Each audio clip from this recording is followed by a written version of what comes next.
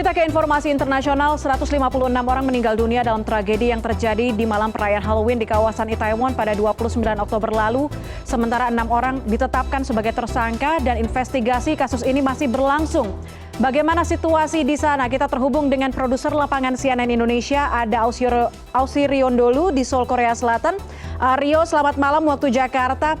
Rio, bagaimana situasi terkini yang Anda pantau langsung di Itaewon dan juga wilayah di sekitarnya?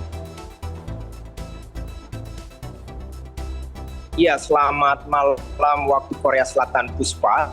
Dari 2 kali kesempatan yang kami dapatkan untuk melihat secara langsung bagaimana lokasi di Itaewon, di ibu kota Seoul, Korea Selatan, mulai dari hari kemarin pada malam hari, lalu kemudian pada hari ini kami juga mendatanginya lagi pada pagi hari. Satu kesimpulan yang dapat saya sampaikan adalah situasi masih mencekam pada hari ke-12 pasca tragedi Itaewon yang menewaskan kurang lebih sekitar 156 orang, di mana diantaranya 2 diantaranya adalah warga negara Indonesia yang mengalami luka-luka, namun hingga pada saat ini dari informasi yang kami dapatkan kesehatan mereka terus membaik. Namun proses investigasi masih terus berjalan. Bagaimana dari premis yang tadi saya sampaikan tentang bagaimana mencekamnya situasi di Itaewon, padahal ini sudah masuk di hari ke-12, setidaknya ada 4 catatan yang dapat saya sampaikan begitu dari tadi pengalaman tadi pagi saya mendatangi lokasi Itaewon. Yang pertama, misalkan dari banyaknya petugas kepolisian yang berjaga di lokasi tersebut. Dari malam, seperti yang tadi saya sampaikan, dari malam kami sudah melihat ada setidaknya kurang lebih 30 petugas kepolisian yang berjaga di lokasi tersebut, dan pagi harinya kami datang kembali, ini malah bertambah, ada sekitar 40 sampai 50 petugas kepolisian yang masih berjaga di lokasi tersebut. Artinya pihak kepolisian masih terus berjaga untuk mengawasi, karena memang di lokasi tersebut masyarakat ini bebas beraktivitas, namun tadi kami menemui banyak masyarakat yang mendatangi lalu kemudian menyampaikan rasa dukanya melalui tulisan, lalu kemudian memberikan bunga ataupun berbagai macam hal yang lainnya. Petugas kepolisian hanya berjaga di sana, kemudian mengawasi bagaimana berjalannya situasi ataupun aktivitas masyarakat yang ada di lokasi tersebut. Lalu kemudian yang kedua, seperti tadi yang saya sampaikan, kami melihat banyaknya simbol kedukaan yang ada di lokasi tersebut, yang ada di setiap sudut tembok lokasi yang memang menewaskan kurang lebih 156 orang tersebut pada hari perayaan Halloween, tepatnya pada tanggal 29 Oktober yang lalu. Bagaimana tadi kami melihat baik dari bahasa Korea ataupun bahasa asing, ada juga bahasa Indonesia yang menuliskan pesan-pesan kedukaan yang ditempel di berbagai tembok yang ada di lokasi tersebut. Tidak hanya tulisan yang tadi saya sebutkan, ada berbagai macam hal, ada makanan, ada minuman, ada bunga, atau apapun yang bisa mereka sampaikan. Tadi bahkan kita melihat ada yang memberikan koin begitu, masyarakat yang menyambangi lokasi tersebut memberikan koin dan menuliskan pesan lalu ditempelkan. Jadi apapun barang yang mereka punya, mereka bisa sampaikan, mereka bisa taruh di situ sebagai simbol bentuk kedukaan yang memang mereka rasakan terhadap masyarakat Korea.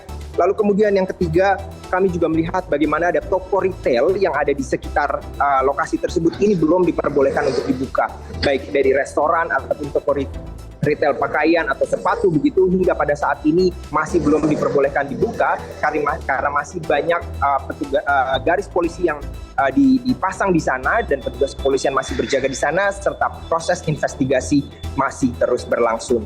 Yang terakhir, yang poin yang keempat, ini adalah hal yang paling mencekam menurut saya, karena kalau kita melihat tadi pagi ini dari lokasi ataupun titik di mana terjadi kerumunan massa, ini ada gang yang cukup sempit yang dapat saya tunjukkan begitu, karena yang tadi saya juga sudah sebutkan bagaimana ini sebenarnya gang yang cukup, yang saya bisa sampaikan ini sangat sempit begitu, karena saya tidak membayangkan bagaimana kerumunan yang terjadi pada malam itu. Itu di sebelah kirinya ada restoran, di sebelah kanannya ada restoran juga, dan saya tidak bisa membayangkan bagaimana padatnya masyarakat keluar masuk di restoran pada hari perayaan Halloween pada malam itu. Dan tadi kami melihat masih banyak sampah berserakan, pintu-pintu yang rusak, yang hingga pada saat ini masih belum disentuh oleh pihak petugas kebersihan karena memang masih ditutup oleh garis polisi, dan kami pun tidak diperkenankan untuk masuk apalagi mengambil gambar di daerah tersebut.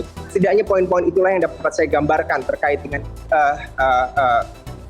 situasi terkini di hari ke-12 di lokasi Itaewon, dan dari apa yang kami dapatkan dari baik dari Ketua DPR Puan Maharani, karena kami mengikuti rombongan Ketua DPR, lalu kemudian kemarin juga bertemu dengan Ketua DPR dari Korea Selatan Kim Jin Pyo. Ini mereka menyampaikan ada kesepakatan di antara mereka bahwa dari parlemen akan meminta pemerintah, akan memberikan aspirasi kepada pemerintah untuk kemudian mempertegas kembali atau membuat strategi terkait dengan mitigasi yang komprehensif pasca pandemi COVID-19 tentang pengendalian massa untuk kemudian melakukan kegiatan di ruang publik. Karena memang kalau kita ingat setelah pandemi ini usai, masyarakat begitu rindu untuk kemudian euforia masyarakat begitu tinggi untuk kemudian berkumpul di ruang publik, melakukan berbagai kegiatan. Hal inilah yang diperlukan oleh pemerintah untuk kemudian membuat strategi secara khusus, mungkin bisa saja dalam bentuk satuan tugas begitu, untuk memantau apabila ada agenda ataupun kegiatan di ruang publik, ya satu hal yang pasti harus dilakukan oleh event organizer misalkan, tidak boleh melebihi kapasitas yang ada di lokasi tersebut. Puspa. Baik, duka itu masih sangat terasa, tapi satu hal yang bisa menjadi pelajaran tidak hanya untuk warga Korea Selatan, tidak hanya untuk pemerintah Korea Selatan, tapi juga pemerintah Indonesia yang juga mengunjunginya hari ini ke Korea Selatan, bagaimana kita bisa mengendalikan massa itu tadi ya. Mitigasi pengendalian massa harus diperkuat sehingga tidak terjadi hal-hal seperti ini nanti ke depannya. Ausirion Dholu, terima kasih banyak atas laporan Anda dari Korea Selatan.